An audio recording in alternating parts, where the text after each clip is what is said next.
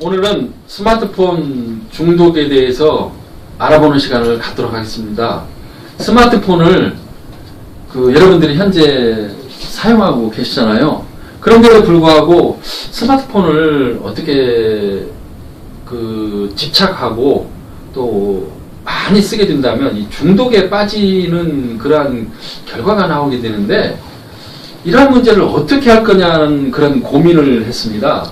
그래서 여러분들 요즘 보면 지하철에서나 버스에서 하는 일이 뭡니까? 전부 다 머리 숙이고 스마트폰 보고 있습니다. 이 사회가 스마트폰 공화국이라는 용어가 나올 정도로 우리 사회에서 스마트폰은 지금 뗄래야 뗄 수 없는 그러한 디지털 매체가 되었습니다. 그러면 이 스마트폰을 어떻게 할 거냐가 굉장히 문제입니다. 그런데 한번 중독에 빠지게 되면 이걸 다시 회복시키기가 굉장히 어렵습니다. 왜냐하면 우리 뇌는 한번 시냅스라는 그러한 것이 형성이 되면 그게 다시 없어지지 않습니다. 한 가지 예를 말씀을 드리면, 알코올 중독에서 해방된 중독자가 10년 동안 술을 안 마셨어요. 그런데 과연 내가 알코올 중독에서 해방이 됐는가 해가지고 술을 마셨는데 소주를 3병, 4병 이렇게 마시는 결과가 나타났어요. 술을 한 잔 마심으로써 바로 알코올 중독에 또 빠지게 된 겁니다. 이는 무엇을 말하냐면요, 과거에 그러한 중독, 알코올 중독이라는 익숙한 것이 10년 뒤에도 또다시 나타났다는 것은 뇌가 그 잔상들이 그대로 남아있었다는 얘기예요. 그럼 어떻게 해야 됩니까? 중독에 빠지면 안 됩니다. 중독을 어떻게 하든지 예방을 해야만이 됩니다. 예방하지 않으면 그러한 10년 뒤에도 그러한 중독 증상에서 벗어나지 못하는 그러한 결과를 초래하는 거게 되는 겁니다. 그러면 중독이 무엇인가를 좀 알아본다면, 우리 여러분들 알코올 중독이나 그 다음에 수면 중독 같은 약물성 중독이 있고요.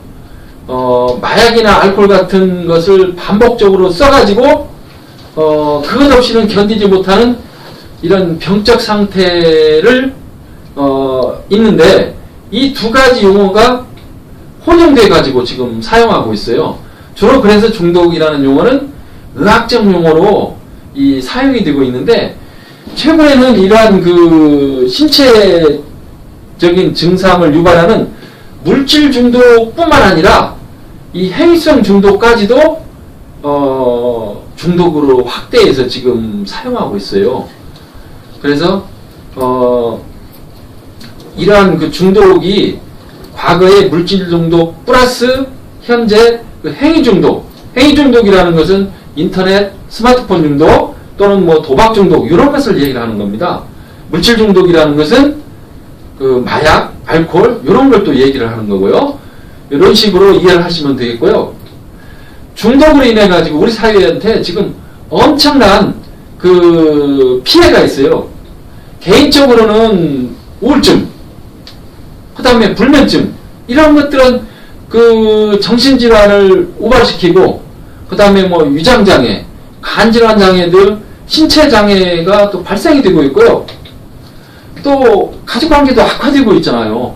부부싸움이 또 증가가 되며, 그 다음에 가정폭력이 또 생기고, 또 이혼 증가가 되고, 또 자녀들이 중독에 빠지게 됨으로써 자녀 문제가 또 발생이 되고, 그래서 이러한 개인의 피해가 있고, 사회적인 그런 피해는 뭐가 있냐면요, 중독에 빠졌으니까 일할 의욕이 저하가 되고, 그러다 보니까 생산성이 저하가 되는 거고요.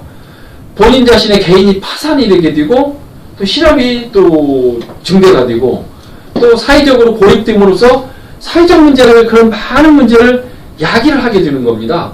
그 다음에 세 번째로는 국가경제적인 피해가 있는데, 생산성을 저하를 할 뿐만 아니라 그 다음 중독 예방과 치료에 대한 그런 재정 지출이 필요하고요.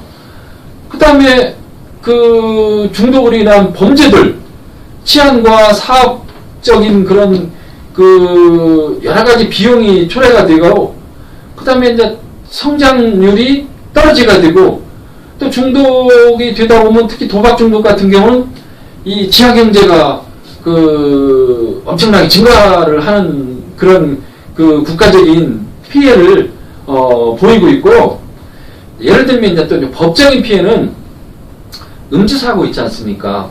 요즘 또 그리고 뭐 주포 이런 것들에 대한 각종 범죄가 또 증가를 합니다.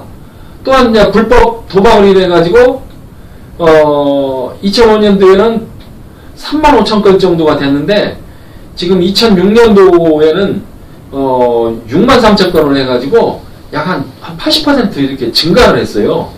이런 식으로 이 중독에 대한 그 국가경제적으로 볼 때도 엄청난 많은 피해를 입어서 지금 현재 중독자가 우리 사회에 약 한 800만 명 정도에 이르고 있습니다. 또한 경제적 피해는 약 한 172조면 우리나라 1년 예산의 그 절반에 해당하는 그러한 것들이 사회적인 비용으로 지금 지출되고 있는 이런 현실입니다.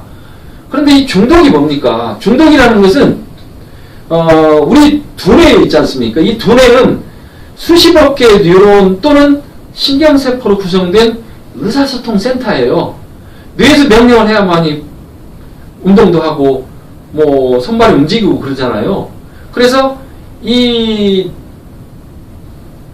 사람의 두뇌는 이 뉴런에 움직이게 되는데, 뉴런이라는 건 뭐냐면 두뇌나 척추의 말단신경계의 여러 다른 부분에까지 메시지를 전달해주는 역할을 하는 게 뉴런입니다. 그래서 이 뉴런이 이 중독이 된다면요, 이게 한번 형성이 되면 사라지지 않습니다.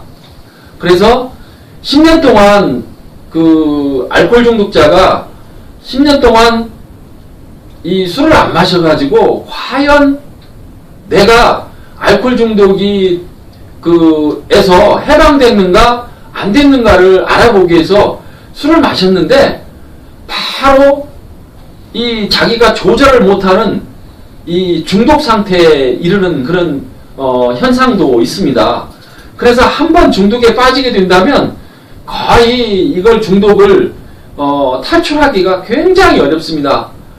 엄청난 노력을 해야만이 이 중독에서 탈출할 수가 있는데, 그러니까 결국에는 중독은 예방을 해야 됩니다. 국가에서 지금 대부분의 예산들을 주로 뭐 치료하는 쪽으로도 많이 쓰고 있는데, 예방하는 쪽으로 예산을 많이 책정해 가지고 어떻게든지 빠지지 않게 하는 것이 굉장히 중요합니다. 그래서 이러한 그 사람의 두뇌를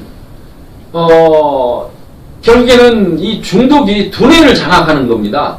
이러한 두뇌를 장악하는데 이 중독자의 뇌하고 여러분들이 마약 중독, 코카인 중독자의 뇌는 병이라고 생각을 하실 겁니다. 근데 인터넷 게임 중독자의 뇌는 병이라고 생각을 안 하는 경향이 있는데, 여러 가지 지금 자료에 의하면 인터넷 게임 중독자의 뇌하고 코카인 중독자의 뇌하고 동일하게 나타나고 있습니다. 이러한 연구 결과는 서울대 분당병원에서 2009년에 발표된 자료에 보면은 이러한 것들이 마약 중독하고 인터넷 게임 중독자의 뇌하고 거의 유사한 그러한 구조를 가지고 있다는 거예요. 이는 무엇을 얘기하냐면요, 이 사람이 어떠한 일을 하게 되면 그 일을 하게 됨으로써 뇌가 새로운 신경세포가 말 그대로 시냅스가 만들어집니다. 이 시냅스가 결국에는 10년이 지났다고 하더라도 한 번 만들어진 시냅스는 변화하지 않습니다. 그걸 변화를 시키려면 엄청난 노력이 필요하다는 거예요. 그래서 이 중독은 굉장히 빠지지 않고 예방하는 게 최상의 방법입니다.